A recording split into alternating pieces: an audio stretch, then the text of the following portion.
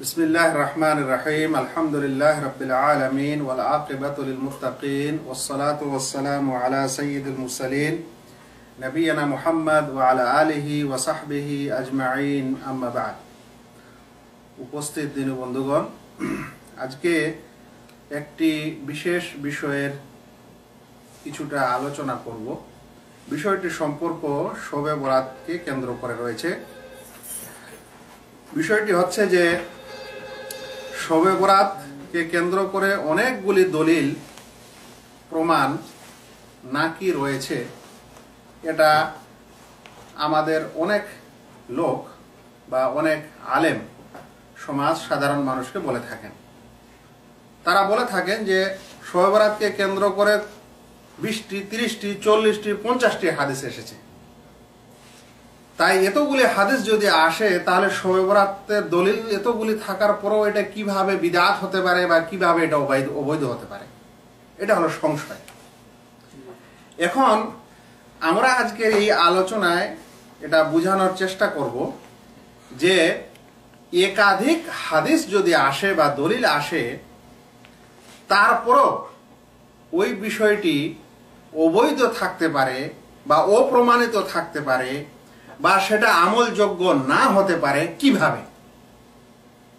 আর একটু ক্লিয়ার করে বলতে চাই যে হাদিসের ক্ষেত্রে যদি কোনো একটি বিষয়ে, কোনো একটি দিনের বিধানের বিষয়ে একটি সহিহ দলিল আসে, তাহলে তখন সেটা আমল করা যায়, বৈধ হয়ে যায়, অনেক ক্ষেত্রে ওয়াজিব হয়।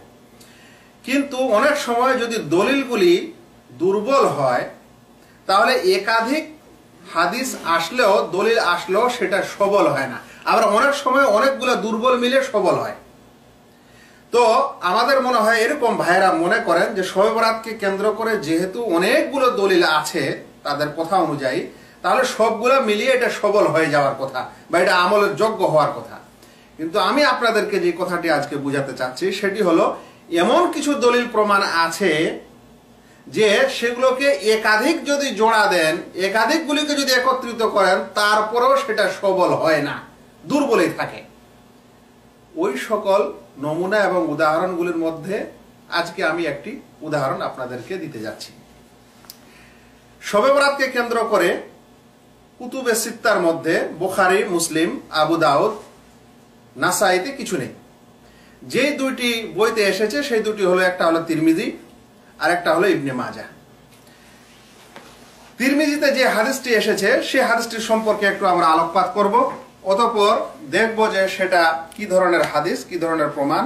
তারপরে আবার ইবনে মাজাহতে যেটা এসেছে সেই দিকেও খানিকটা আলোকপাত করব এবং বোঝানোর চেষ্টা করব যে একটা দলিল তিরমিজিতে থাকার পরেও বা অন্য জায়গায় আসার পরেও সেটা কেন সবল হচ্ছে বা কেন হচ্ছে না, এই জিনিসটা দেখব। আমরা প্রথমে ইমাম তিরমিজির যে বর্ণনাটি শবে বরাতকে কেন্দ্র করে এসেছে সেটি জানার চেষ্টা করব। বোর্ডে লেখা হয়েছে, আমরা ধীরে ধীরে জিনিসটি জানবো ইনশাআল্লাহ। ইমাম তিরমিজি হাদিসটি আবওয়াবুস সাওম, বাব নম্বর 38, হাদিস নম্বর 736, অনুচ্ছেদটি হচ্ছে বাবু মা জা ফি লাইলাতিন নিসফি মিন শাবান। শাবান মাসের মধ্যরাত সম্পর্কে যা বর্ণিত হয়েছে এই অনুচ্ছেদে নিয়ে এসেছেন। হাদিসটি আমি আপনাদের সামনে এই বোর্ডে লিখেছি, সনদটি লেখা হয়েছে, তারপর মাতান বা মতনের সামান্য অংশ লেখা হয়েছে। আগে আমি হাদিসটির সাধারণ অর্থটি আপনাদের সামনে করে দিই বাংলায়, তারপরে এই বিষয়টি বুঝবো। হাদিসটিকে আয়েশা রাদিয়াল্লাহু তাআলা আনহা বর্ণনা করেন, তার আগে সনদটি লেখা আছে, আমরা পরে জানবো ইনশাআল্লাহ। তিনি বলছেন, ফাকাতু রাসূলুল্লাহ সাল্লাল্লাহু আলাইহি সাল্লাম লাইলাতান ফাখারাজতু ফাইদা হুয়া বিল বাকি। আমি একদিন আল্লাহ রাসূল সাল্লাল্লাহু আলাইহি সাল্লামকে পেলাম না, অনুপস্থিত পেলাম। খুঁজে দেখলাম তিনি বাকি যেটা কবরস্থান মদিনার, সেখানে। ফাকালা আকুনতা তাখাফিনা আন ইয়াহিফাল্লাহু আলাইকি ওয়া রাসূলুহু। আল্লাহ রাসূল আমাকে বললেন, তুমি কি ভয় করছো যে আল্লাহ এবং আর রাসূল তোমার প্রতি হিংসা করবেন, নাইনসাফ করবেন? আল্লাহ এবং আল্লাহর রাসূল তোমার প্রতি নাইনসাফ করবেন, অত্যাচার করবেন, এরকম কি মনে করছো? কুলতু ইয়া রাসূলুল্লাহ, আমি বললাম আল্লাহ রাসূল, জানামতু আন্নাকা আতাইতা বা'দা নিসাই, আমি ভাবলাম আপনি মনে হয় অন্য কোন স্ত্রীর কাছে গেছেন। ফাকালা, তখন তিনি বললেন, আল্লাহ রাসূল বললেন, ইন্নাল্লাহা তাবারাকা ওয়া তাআলা ইয়ানজিলু লাইলাতান নিসফি মিন শাবান, অবশ্যই আল্লাহ তাআলা শাবানের মধ্যরাতে অবতরণ করেন ইলা সামাইদ দুনিয়া, দুনিয়াবি আকাশে। ফায়াগফিরু লিআকতারা মিন আদাদি শারি গানামি কালবিন, অতঃপর তিনি ক্ষমা করে দেন বানু কালব গোত্রের ছাগলের লোমের পরিমাণের চাইতেও অধিক সংখ্যায়। এটা হলো হাদিস। এই হাদিসটি কোথায় এসেছে? তিরমিজিতে এসেছে। যদি এই হাদিসটা প্রমাণিত হয়ে যায় তাহলে বোঝা যাচ্ছে যে শাবানের মধ্যরাতের সম্পর্কে একটি হাদিস পাওয়া গেল এবং তার একটা ফজিলত এখানে বর্ণিত হচ্ছে বা বোঝা যাচ্ছে। এই হাদিসটিকে কেন্দ্র করেই মনে হয় যারা ওই শাবান মাসে কবর জিয়ারত করা জায়েজ মনে করেন, যেহেতু আল্লাহ রাসূল সাল্লাল্লাহু আলাইহি ওয়াসাল্লামকে বাকিতে পাওয়া গেল সেই কারণে ওরা কবর জিয়ারতের বিধানটা হয়তো নিয়ে এসেছেন বা কবর জিয়ারত করা হয়। কিন্তু এই যুগের কবর জিয়ারত আর সেই কবর জিয়ারত, আল্লাহ রাসূল একাই গেছেন কবর জিয়ারত করতে, শবে বরাতের দিনে কি একাই যাওয়া হয়? আল্লাহ রাসূল সাল্লাল্লাহু আলাইহি ওয়াসাল্লামের এই যাওয়াটা আকস্মাত হঠাৎ ছিল না সবাইকে জেনে শুনে গেছিলেন?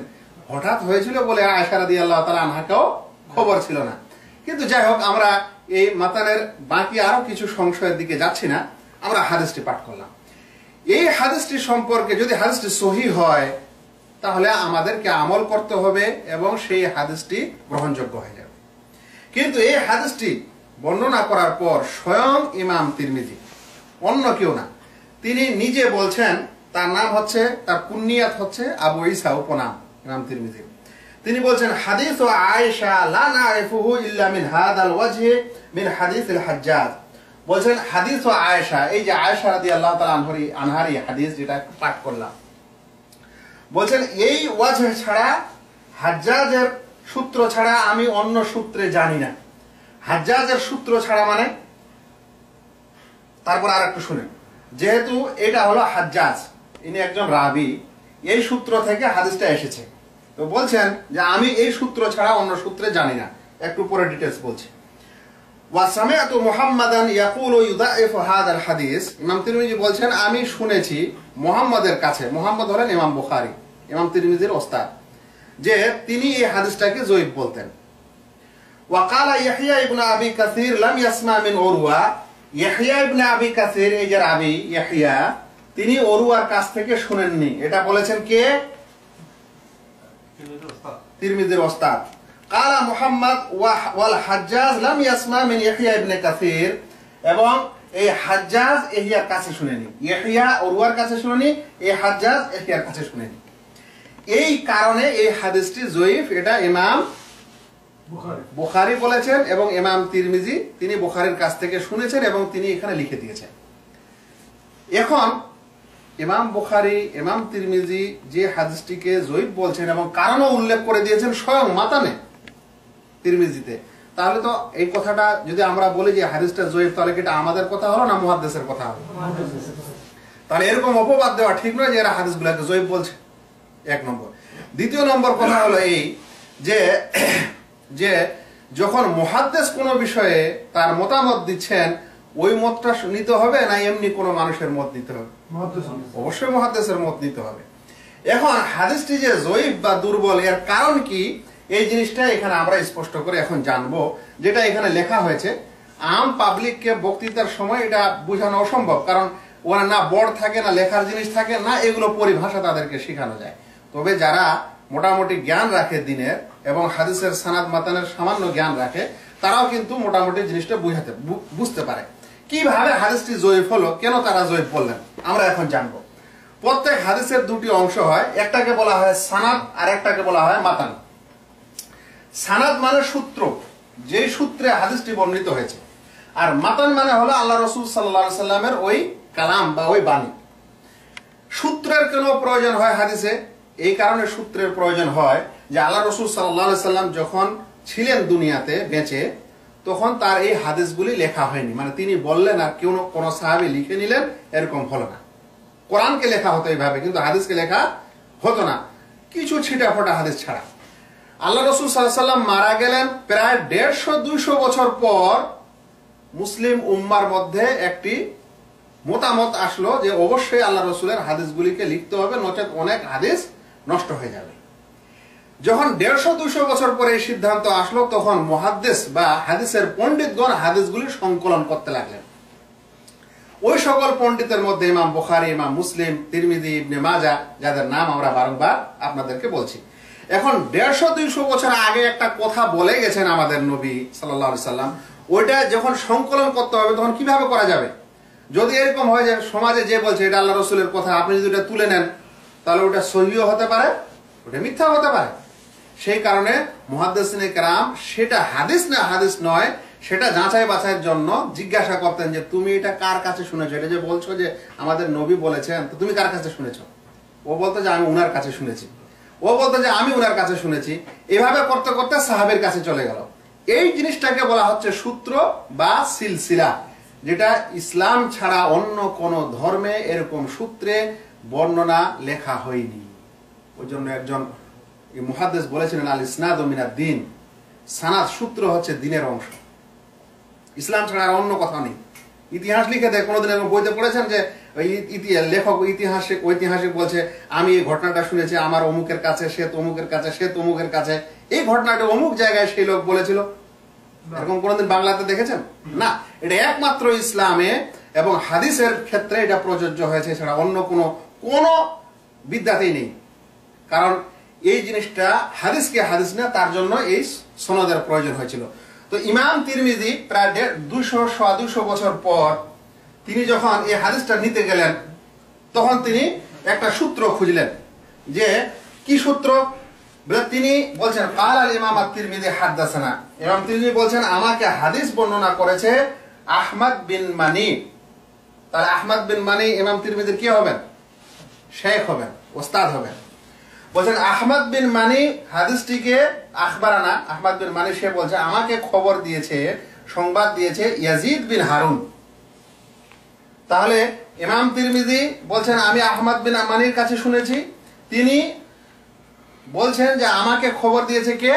Yazid bin Harun. Yazid bin Harun বলছে আমাকে খবর দিয়েছে হাজ্জাজ বিন আরতাদ। হাজ্জাজ বিন আরতাদ ইয়াহইয়া বিন আবি কাসির থেকে বর্ণনা করেছেন, আন ইয়াহইয়া ইবনে আবি কাসির, ইয়াহইয়া বিন আবি কাসির থেকে। ইয়াহইয়া ইবনে আবি কাসির আন উরওয়া থেকে বর্ণনা করেছে।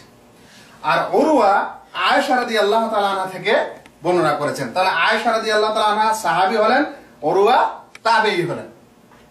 আয়েশা রাদিয়াল্লাহু তাআলা আনহা বলছেন ফাকাততু রাসূলুল্লাহ সাল্লাল্লাহু আলাইহি সাল্লাম লাইলাতান ফাখারাজতু, আমি একদিন আল্লাহ রাসূলকে অনুপস্থিত পেলাম রাতে, আর বের হলাম। যে ঘটনাটা আমরা একটু আগে শুনলাম। এখন যদি এই একটি হাদিস সহিহ না জয়ীফ, এটা নির্ভর করে এই সূত্রটার উপরে। বিশেষ করে সূত্রটার দুই ক্ষেত্রে। এক নম্বর হলো যে এই সূত্রের মধ্যে কোনো বিচ্ছিন্নতা আছে নাকি। দ্বিতীয় নম্বর হলো এই সূত্রে যে বর্ণনাকারীগুলো আছে এগুলোর মধ্যে কোনো দোষ আছে নাকি। বিচ্ছিন্ন থাকলে আপনার চেন বিচ্ছিন্ন হয়ে গেল, পরম্পরাগত ভাবে পৌঁছালো না আল্লাহ রাসূল সাল্লাল্লাহু আলাইহি সাল্লামের কাছে সেই কথাটি। আর সূত্রটা যদি মিলানো থাকে কিন্তু ওগুলোর মধ্যে দোষ থাকে, বর্ণনাকারীগুলোর মধ্যে কেউ মুত্তাকি নয়, কেউ মিথ্যুক ছিল, কেউ মিথ্যা বলেছে বা আর কিছু করেছে, এমনকি মুখস্থ শক্তি, স্মৃতি শক্তি কম, তাহলে সেই হাদিসগুলি দুর্বলের আওতায় পড়ে। এখন এখানে কি ঘটেছে, এমনি ডাইরেক্ট যদি আমরা আপনারা দেখি এই সনদটি, কেউ বুঝতে পারবে না যেখানে কি কোনো বিচ্ছিন্নতা। বুঝতে পারছেন? কিছু বিচ্ছিন্নতা বুঝতে পারবেন না। এগুলোর মধ্যে কোনো দোষ ত্রুটি আছে এই রাবির মধ্যে, কিছুই বুঝতে পারবেন না। এই রাবিগুলো যে ভালো না ভালো নয় এগুলাকে জানার জন্য আবার বই আছে, এগুলাকে বলা হয় আসমাউর রিজাল। আসমাউর রিজাল মানে এই বর্ণনাকারীদের নাম এবং তাদের জীবনী। এই সমস্ত বর্ণনাকারীদের বর্ণনাগুলি আমরা আসমাউর রিজালের বইতে পাবো, যেমন সিয়ার ও আলামিন নুবালাতে পাবো, যেমন লিসানুল মিজানে পাবো, মিজানুল ইতিদালে পাবো। এ সকল বইগুলো হচ্ছে এ সকল রাবির জীবনী সম্পর্কে। ওটা পড়লে বোঝা যাবে যে কোন রাবি কার কাছ থেকে শুনেছে, কার কাছ থেকে শুনেনি, কে কার ওস্তাদ ছিল, কে ছিল না। বুঝতে পারছেন? এখন এই হাদিসটাতে দোষ কি, যে কারণে হাদিসটাকে জয়ীফ বলা হলো, দোষ হচ্ছে যেটা ইমাম তিরমিজি এখানে বর্ণনা করেছেন। প্রথমে বলছেন যে এই হাদিস, আয়েশার এই হাদিস আমি হাজ্জাজের সূত্র ছাড়া শুনিনি। মানে এই সূত্রটা নিচে থেকে যাচ্ছে, যেতে যেতে কোথায় গেল? হাজ্জাজের কাছে। বলছেন এই সূত্র ছাড়া আমি শুনিনি। মানে কথাটার অর্থ হলো এই যে এমনও হতে পারে যে এই হাদিসটা ইমাম তিরমিজি দেখা গেল এখানে প্রথমে আহমদ বিন মানির কাছে শুনেছেন, এরকম তো হতে পারে যে আহমদ বিন মানি ছাড়া অন্য মানুষ এই হাদিসটা বর্ণনা করেছেন, হতে পারে না, পারে না। তো মনে করেন অন্য সূত্রে যদি তিনি যাচ্ছেন তো বলছে যে যেদিকেই যাই ওই হাজ্জাজের কাছেই যাচ্ছে সব। কোথায় যাচ্ছে? হাজ্জাজের কাছে যাচ্ছে, কিন্তু হাজ্জাজ হচ্ছেন তার শেখের শেখ, মানে ইমাম তিরমিজির শেখ হচ্ছেন আহমদ বিন মানি, তার শেখ হলো ইয়াজিদ, তার শেখ হলো হাজ্জাজ, মানে যদি পরম্পরাগত ভাবে দেখা যাচ্ছে। ইমাম তিরমিজি বলছেন অন্যদিকেও যদি আমি দেখছি তো ঘুরে ফিরে কোথায় যাচ্ছে? হাজ্জাজের সূত্রের, হাজ্জাজের কাছেই যাচ্ছে। বলছে হাজ্জাজ ছাড়া অন্য সূত্রে আমি এটা শুনিনি। এই কথাটা কেন বলছেন? এই কারণে বলছেন যে যদি এই সূত্রটা জয়ীফই হলো, কিন্তু হাজ্জাজ ছাড়া যদি একটা অন্য সূত্র পাওয়া যায়, ওগুলাতে যদি সব সহি থাকে তার হাদিসটা সহি হয়ে যাবে, কারণ অন্য সূত্রে সহি হয়ে গেছে। যদিও এই সূত্রটা কি আছে, এই সূত্রটার মধ্যে দুর্বলতা আছে বা দোষ আছে। ওই জন্য বলছেন ইমাম তিরমিজি যে অন্য সূত্র ছাড়া আমি হাজ্জাজ ছাড়া অন্য সূত্রে শুনিনি, তার মানে সূত্রটা হাজ্জাজের কাছেই যাচ্ছে। আচ্ছা, কি হলো? বলছে হাজ্জাজের কাছে যে গেলাম সেখানে কি সমস্যা হচ্ছে? বলছে দেখা যাচ্ছে যে ইয়াহইয়া ইবনে কাসির, এই যে হাজ্জাজের উপরে কে আছে? হাজ্জাজ কার কাছ থেকে শুনেছে? ইয়াহইয়ার কাছ থেকে। বলছে ওয়াকালা ইয়াহইয়া ইবনে কাসির লাম ইয়াসমা মিন উরওয়া, এই ইয়াহইয়া উরওয়ার কাছে শুনেনি। এটা কে বলছেন? ইমাম তিরমিজি বলছেন যে ইয়াহইয়া উরওয়ার কাছ থেকে শুনেনি। তাহলে যখন শুনেনি তারপরেও বলছে শুনেছি, তাহলে কি হয়ে গেল? মিথ্যা হলো না? মিথ্যা হয়ে গেল, সূত্রটা ছিন্ন হয়ে গেল, দোষণীয় হয়ে গেল। আল্লাহ রাসূল সাল্লাল্লাহু আলাইহি সাল্লামের কোন একটি কথা বর্ণনা করার সময় কেউ যদি মিথ্যা বলে দেয় কিংবা গোপন রাখে, ছুপায়, লুকায়, তার কথাকে বলার সময় আর একটা আম পাবলিকের কথার সময় দুটোর মধ্যে পার্থক্য আছে। আম পাবলিকের একটা কথা তার বরাত দিয়ে, মিথ্যা বরাত দিয়ে যে অমুক বলেছে অথচ সে বলেনি, এই কথা বলা, আর আল্লাহ রাসূল সাল্লাল্লাহু আলাইহি সাল্লামের একটা কথা যে মানে হাদিস যে শুনেনি তারপর বলছে আমি শুনেছি, দুটোর মধ্যে বিরাট পার্থক্য আছে। তো এগুলো হচ্ছে বড় দোষ, হাদিসটা অগ্রহণীয় হওয়ার কারণে মুহাদ্দিসের কাছে এগুলো কি বড় দোষ। বলছে ইয়াহইয়া ইবনে আবি কাসির উরওয়ার কাছে শুনেনি। আচ্ছা, কেমন করে বুঝলাম বা মুহাদ্দিস কেমন করে বুঝলেন যে তিনি শুনেনি? ইনারদের জীবনী পড়লে বোঝা যাবে, ইনার জীবনী আর ইনার জীবনী কেমন করে বোঝা যাবে? দেখা যাচ্ছে যে ইয়াহইয়া ইবনে আবি কাসির বলছে আমি উরওয়ার কাছ থেকে শুনেছি, অথচ উরওয়া আগেই মারা গেছে। তাহলে কি হয়ে গেল? যে লোকটা আপনার জন্মের আগে মারা গেছে ওর কাছ থেকে শোনা যায়? তখন ধরা পড়লো না যে সে শুনেনি? এরকম দোষ। কিংবা ওর যুগের ছিল বটে, দেখা গেল একজন ছিল ইরাকে আর একজন ছিল হেজাজে, কিন্তু এই ইয়াহইয়া ইবনে কাসির দেখা গেল যে ওর কাছে যায়নি কোনোদিন, যদিও তারা এক যুগের ছিল, কোনোদিন সাক্ষাৎই হয়নি। তারা সাক্ষাতে হয়নি তো শুনলো কিভাবে? এগুলো হচ্ছে মুহাদ্দিসিনে কেরাম, তারা পণ্ডিত এই বিষয়ে, তারা এই সকল দোষ ত্রুটি চট করে বুঝতে পারেন, ধরবেন। এটা ওদের সাবজেক্ট, এটা আমাদের সাধারণ মানুষের না। তো ওনারা জানতে পেরেছেন যে ইয়াহইয়া ইবনে কাসির কার কাছ থেকে শুনেনি? উরওয়ার কাছ থেকে শুনেনি। তারপরে মুহাম্মদ বলছেন, মানে ইমাম বুখারী বলছেন যে ওয়াল হাজ্জাজ লাম ইয়াসমা মিন ইয়াহইয়া ইবনে কাসির, আর এই হাজ্জাজ তার নিচে যে আছে সেও ইয়াহইয়া ইবনে কাসির থেকে শুনেনি। তাহলে কয়টা বিচ্ছিন্নতা হয়ে গেল? এখানে দুইটা বিচ্ছিন্ন হয়ে গেল। হাজ্জাজ ইয়াহইয়ার কাছ থেকে শুনেনি, এটা একটা বিচ্ছিন্নতা। ইয়াহইয়া উরওয়ার কাছ থেকে শুনেনি, এটা একটা বিচ্ছিন্নতা। এই তিন জনের বিচ্ছিন্নতা যদি আপনি এর যুগটা নিয়ে আসেন প্রায় 100 বছরের গ্যাপ। তো এরকম একটা হাদিস এই কারণে কি হয়ে যায়? দুর্বল হয়ে যায়, জয়ীফ হয়ে যায়। সেই কারণে আমরা বলছি যে হাদিসটা জয়ীফ বা দুর্বল, এই হাদিসের প্রতি আমল করা যাবে না। এখন একটি প্রশ্ন আরো থাকে যে ঠিক আছে এই হাদিসটা না দুর্বল হলো, অন্য হাদিস তো সহি আছে, তো অন্য হাদিসগুলো আছে ওগুলা দিয়ে তো এই শবে বরাতের ফজিলত প্রমাণিত হয়।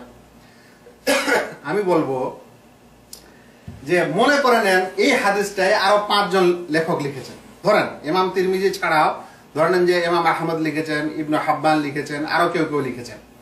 ওরা যখন সংকলন করছেন, সংকলন করার সময় তাদের নিজের শেখ থেকে যেতে যেতে এখানে চলে যাচ্ছে, হাজ্জাজের কাছে যাচ্ছে। আর যখন হাজ্জাজের কাছে চলে যাচ্ছে তখন এই দোষগুলা কি মুছলো না ওই দোষগুলা থেকেই গেল?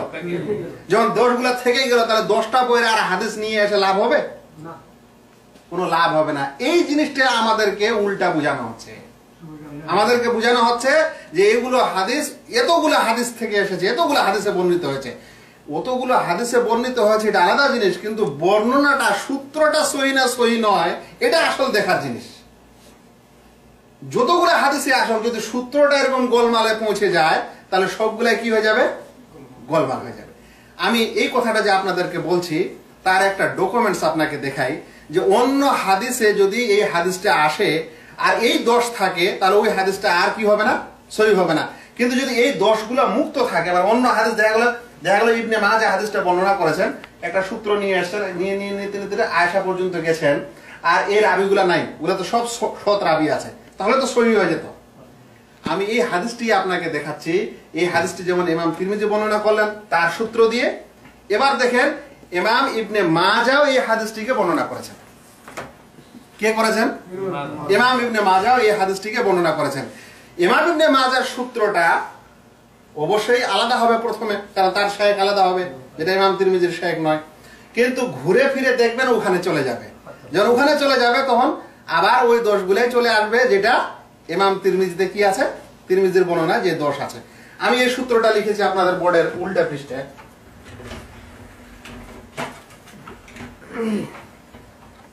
দেখেন,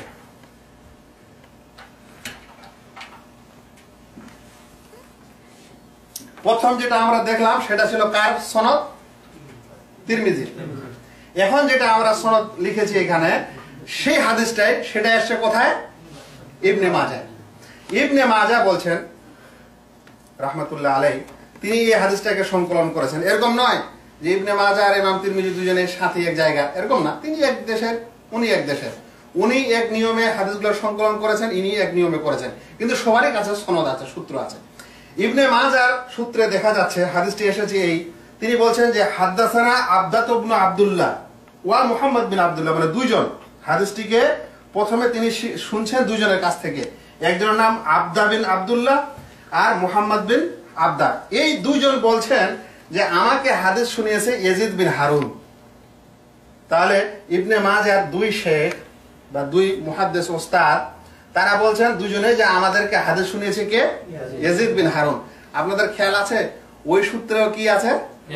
ইয়াজিদ বিন হারুন আছে। মানে প্রথম শাইখের পরেই সানাদটা ওইটাই হয়ে গেল যেটা ইমাম তিরমিজিতে ছিল। দেখেন, ইয়াজিদ বিন হারুন বলছে আমাকে খবর দিয়েছে হাজ্জাজ। চলে আসছে হাজ্জাজ, যে হাজ্জাজ বিন আরতাতে কথা ওখানে শুনলাম। হাজ্জাজ বলছে যে আনি ইয়াহইয়া ইবনে কাসির, হাজ্জাজ ইয়াহইয়া বিন কাসির থেকে শুনেছে। তাহলে দেখছেন সনদটা কি হয়ে গেছে? ইয়াজিদ বিন হারুন ছিল, এখানেও এসেছে। হাজ্জাজ বিন আরতাত ওখানে ছিল, এখানেও এসেছে। হাজ্জাজ বিন আরতাত ইয়াহইয়া বিন আবি কাসিরের কাছ থেকে শুনেছে, ওটাও এসেছে। ইয়াহইয়া উরওয়ার কাছ থেকে শুনেছে, এই সনদটাও এসেছে। তাহলে বলেন হাদিসটি অন্য বইতে যখন আসলো, মানে তিরমিজি বাদে ইবনে মাজাহতে যখন আসলো, আবার একটা সূত্র পাওয়া গেল, সেই সূত্রটার কারণে কি এই দোষগুলো মুছে গেল না থেকেই গেল? এই কথাটা আমি আপনাদের বুঝাতে চাচ্ছি, যে এরকম যেন বলে আমাদেরকে ধোঁকা না দেওয়া হয় যে একটা হাদিস, এই বিষয়ের হাদিস 10 জায়গায় এসেছে। 10 জায়গায় আসলে হবে না, হাদিসটার সূত্রটা কি, কোন দিক দিয়ে হাদিসটা গেল। যদি সূত্রটা ওই সূত্রই হয় যেটা দোষওয়ালা সূত্র, ঘুরে ফিরে যদি ওই দোষের কাছে যায় তাহলে ওই হাদিসটা সহি হবে না। কিন্তু যদি এরকম হয় যে একটা নতুন সূত্র পাওয়া গেছে আর ওই সূত্রটাতে কোনো দোষ নেই, অতঃপর এই হাদিসটা পাওয়া গেছে, তখন আমরা বলবো যে অমুক সূত্রে এই হাদিসটি কি আছে? সহি আছে, তাই আমলের যোগ্য হবে। বুঝতে পারছেন? ওই কথাই চলে আসে আয়েশা কালা ফাকাতুন নবী সাল্লাল্লাহু আলাইহি সাল্লাম যাতা লাইলাতিন। আমি কি আপনাদের বুঝাতে পেরেছি? জি। তো এরকম শবে বরাত সম্পর্কে যতগুলো হাদিস আসছে সবগুলার সনদে এরকম কোনো না কোনো দোষ ত্রুটি থাকছে। এখন আম পাবলিক বলছে, সংখ্যা দেখানো হচ্ছে যে এতগুলো দলিল এসেছে। ভাই, এটা একটা ধোঁকা দেওয়া হচ্ছে। যদি একজন জ্ঞানী মানুষ হয়, দিনের দায়ী হয়, তাহলে তাকে এটা দেখালে চলবে না যে এতগুলা দলিল এসছে, ওকে দেখাতে হবে যে সহি দলিল এসছে কতগুলা। হ্যাঁ, যেই সহি বা হাসান সহি লে গায়রে একটা হাদিস ইবনে মাজাহতে এসেছে, সেটি হলো যে আল্লাহ রাব্বুল আলামিন এই শাবান মাসের রাতে তার বান্দাদের সম্পর্কে অবগত হন এবং সকলকে ক্ষমা করেন, মুশরিক ছাড়া এবং বিদ্বেষী ছাড়া। মুশরিক এবং হিংসুক বিদ্বেষী ছাড়া মাফ করে দেন সকলকে।